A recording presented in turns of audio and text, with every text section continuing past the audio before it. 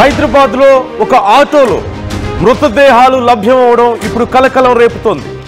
చంద్రాయణగుట్టలో flyover కింద ఆటోలో ఇద్దరు యువకుల మృతదేహాలు లభ్యమైనట్లుగా తెలుస్తోంది. ఇప్పుడు ఆ యువకుల మృతిపై పలు అనుమానాలు వ్యక్తమవుతున్నాయి. స్పాట్ని పరిశీలించిన పోలీసులు డ్రగ్స్ ఓవర్ డోస్ వల్లే వారు మృతి చెందారంటూ ప్రాథమికంగా ఒక అంచనాకు వచ్చినట్లుగా తెలుస్తోంది. అయితే ఇంకా పూర్తి స్థాయిలో విచారణ జరగాల్సి ఉంది. ఆటో సమీపంలో ఈ డ్రగ్స్కి సంబంధించిన కొన్ని ఇంజెక్షన్స్ కూడా లభ్యమయ్యాయి.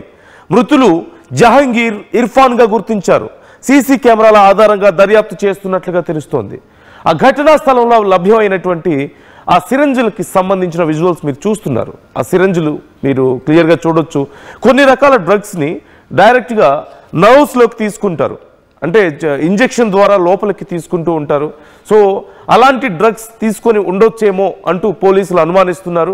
ఆ డ్రగ్స్ కారణంగా వాళ్ళు ఓవర్ డోస్ అయిపోయి అక్కడికక్కడే ప్రాణాలు కోల్పోయి ఉండొచ్చేమో. ఆ ఆటోలో ఆ ఫ్లైఓవర్ కిందకు వచ్చి ఎవరూ చూడకుండా ఆ డ్రగ్స్ని తీసుకుంటూ ఉండొచ్చేమో. ఆ సమయంలో ఇలా ఓవర్ డోస్ అవ్వడం వల్ల ప్రాణాలు కోల్పోయి ఉండొచ్చేమో అంటూ ప్రాథమికంగా ఒక అంచనాకు వచ్చినట్లుగా తెలుస్తోంది.